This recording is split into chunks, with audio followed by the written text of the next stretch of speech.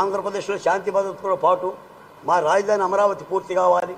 అమరావతికి మరొకరు వచ్చి, నేను మళ్ళీ చెప్తున్నాను మిత్రులారా, నా భయమల్లా ఒకటే. మొన్న ఈ మధ్య చంద్రబాబు నాయుడు గారు కూడా చాలా భయపడ్డారు. పారిశ్రామికవేత్తలు ఒక మాట అడుగుతున్నారు రాష్ట్ర ప్రభుత్వాన్ని, మేము పరిశ్రమలు పెడతాం, మేము పెట్టుబడులు పెడతాం, రేపొద్దున భవిష్యత్తులో మళ్ళీ ప్రభుత్వం మారితే మా భవిష్యత్తు ఏంటి అని నేను కూడా అడుగుతున్నాను. ఈ రోజున అమరావతిలో ఒక చెట్టు మొలుస్తుంది, కొంత ఎత్తు ఎదుగుతుంది, మీరు నీరు పోస్తారు, ఎరువేస్తారు, అన్నీ చేస్తారు. రేపు మళ్ళీ భవిష్యత్తులో ఎవడో గొడ్డలు తీసుకొని వస్తే ఈ చెట్టును కూడా నరుకుతానని చెప్పానంటే ఆంధ్రప్రదేశ్కు భవిష్యమైంది. ఇది కేంద్ర ప్రభుత్వ చట్టాల ద్వారా, రాష్ట్రపతి ఆమోదం ద్వారా తప్పనిసరిగా చట్టాల్లో కట్టడి చేయాలి. నిజానికి ఒక అసెంబ్లీ తీర్మానం చేసిన తర్వాత, ఒక సిఆర్డీఏ చట్టం చేసిన తర్వాత దాన్ని ఎలా రద్దు చేస్తారో నాకైతే అర్థం కాల. మరి జగన్మోహన్ రెడ్డి గారు రద్దు చేశాడు, 3 రాజధానులు చెప్తారు, ఒక విధానం పెట్టుకున్నాడు ఆయన.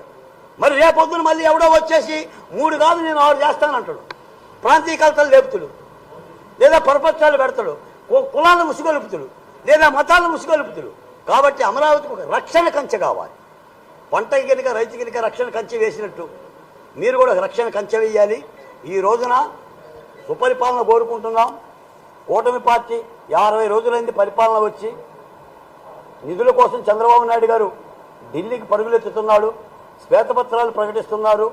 ఈ రోజున అందరికీ చెప్తున్నాం, రాష్ట్రంలో కూటమి పార్టీ కానీ, జనసేన కానీ, భారతీయ జనతా పార్టీ కానీ, తెలుగుదేశం పార్టీని చెప్తున్నాము, చేసిన ప్రతి పనిలో కూడా ప్రజలను భాగస్వామ్యం చేయాలని, ప్రజలను గుర్తించాలని, ప్రజా ఉద్యమాల తరపున మాట్లాడిన వ్యక్తులకి, ఉద్యమించిన వ్యక్తులకు కూడా గౌరవం ఇవ్వాలని మా పాత్రికేయ మిత్రులు కూడా, ఇది బెజవాడ మహానగరంలో ఈ పాత్రికేయ మిత్రులకి ఎక్విడేషన్ కార్డులు, జగన్మోహన్ రెడ్డి గారు 5 ఏళ్ళుగా ఎక్విడేషన్ కార్డులు ఇవ్వాల, పాత్రికేయ మిత్రులకు ఇళ్ల స్థలాలు ఇవ్వాల.